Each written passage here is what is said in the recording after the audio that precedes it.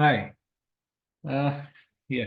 Today we are going to discuss about Mulesoft integration in context to the API projects. Because as in when yesterday I discussed about the importance of Mulesoft in context to the integration part. Because Mulesoft is one kind of integration tool which can be integrated with multiple applications like CRM, like Salesforce, etc. All that. In context to that, when it comes to the Mulesoft, as yesterday I have explained you about the code builder part, followed by the integration part itself is concerned.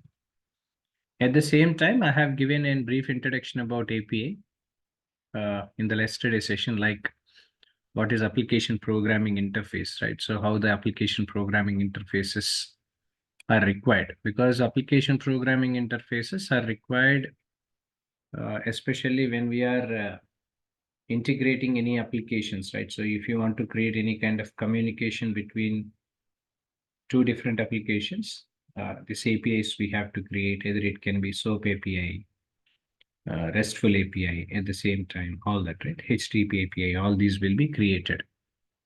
So that part I have discussed with you. Now, when it comes to the Mulesoft in context to the integration of the Salesforce, wherein Design Center is something where we have to create different designs, because if you want to create any kind of new API specification, because we want to integrate with multiple applications where we need to create some communication, wherein if you want to create any new API specification, that's what something which we can do in the first level. At the same time, if you want to create any kind of GitHub responses, because if you want to access the application from any GitHub response, because GitHub is one kind of tool which is used for source code management, means what are the required source code is it acts as a repository to manage the source code for a particular application. So wherein we can connect with the existing GitHub responses. This is also something which we can do. At the same time, if you want to create an API specification wherein by importing the file from the local systems of the resources, that also can be done here. Now, today in today's session, being into Mulesoft integration, especially, this is something because as I could see, because many people are coming from IT as well as from the non-IT side. But even though when we are working on the non-IT side, because I could see some people are learning from non-IT side, right? It is a basic principle of creation of API project or specification which is required, because this is nothing to do with the person coming from IT or non-IT.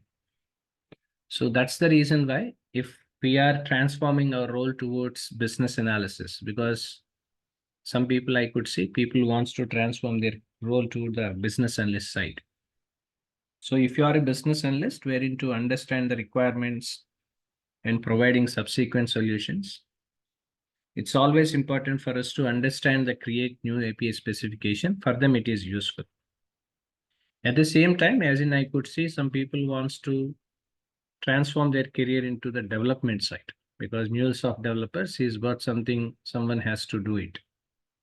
In that regard, even as be a developer technical side, we must be knowing about how to create new specifications also, because we have to create some API specification based projects so that it is easy for us to communicate with different applications. At the same time, even for admins also, because I can see one person, I think, right? One person wants to move towards the admin or backend administration part, right? So even those people also be involved in it.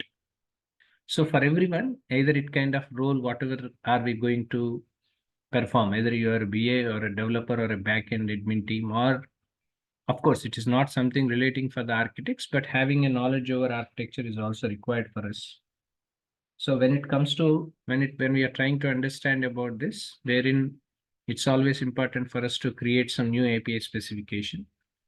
So here you can see there is an option called create new API specification, wherein here we need to give the project name. Let's say, for example, we are working on some core banking application. Okay, core banking is a project name wherein we have worked on.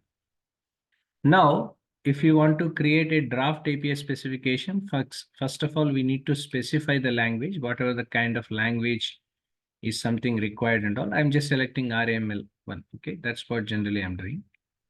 Else, what we can do is that if you want a new person, right? So, for example, if you want to generate RML and as well as OAS and all that, right? So, if you want something to be used as a visual interface, as in when you are a beginner, for example, right? Guide me through it, right? So, that's what something I have given. Now, if you want to create any kind of authorizations and all, we can create because authorize GitHub stores wherein code repository, which can be done because authorization is something essentially required. So when you are going to click on the create part, this is where generally API project in design center, especially when we are working on the Mulesoft in integrating to the Salesforce is what something which we are required to create, right? So this is where you can see the project called RML we have taken.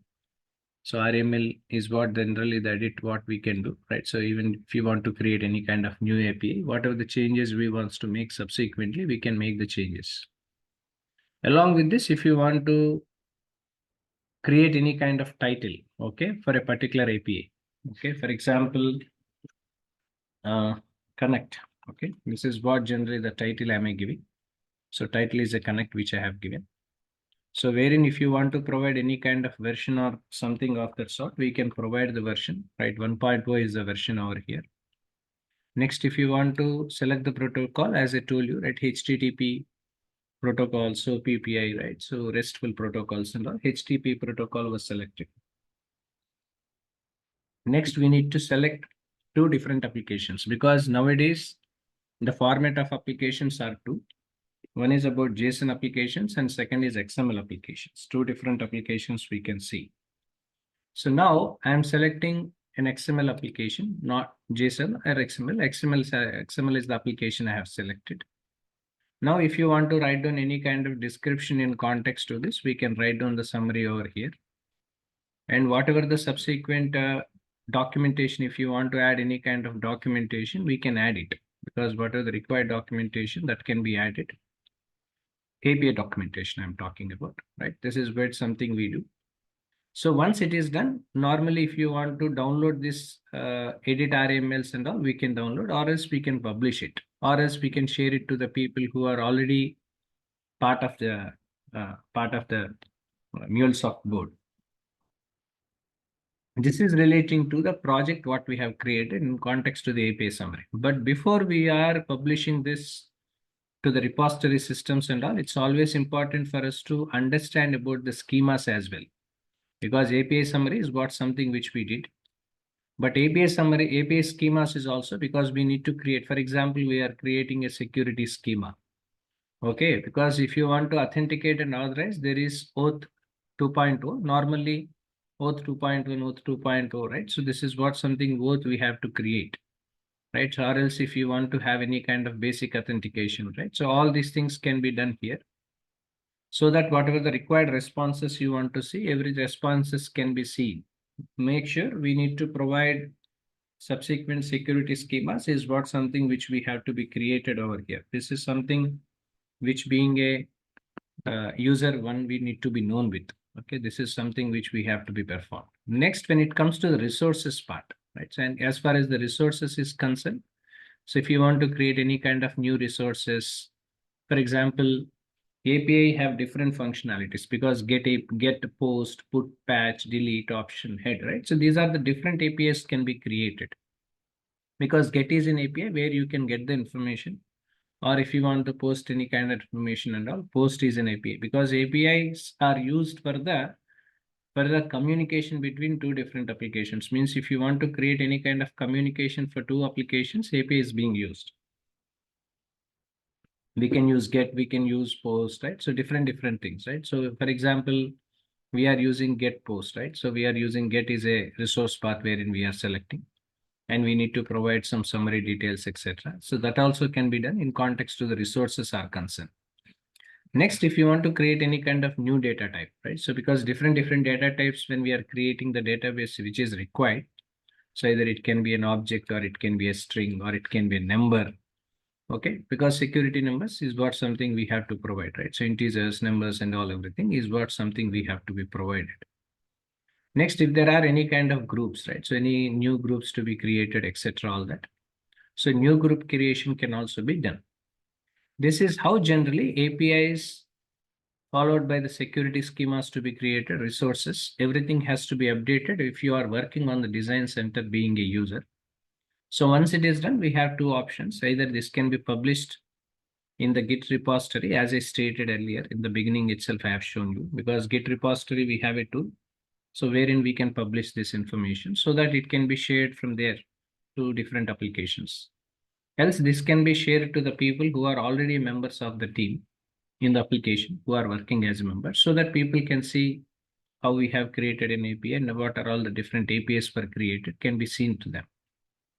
This is what about all about the session today. And tomorrow I'm going to discuss about the data graphs, right? So this is data graphs. Followed by this, we will be going for exchange exchange at the same time runtime managers, right? So that part I'm going to discuss in tomorrow's session. So if you have any queries, please go ahead.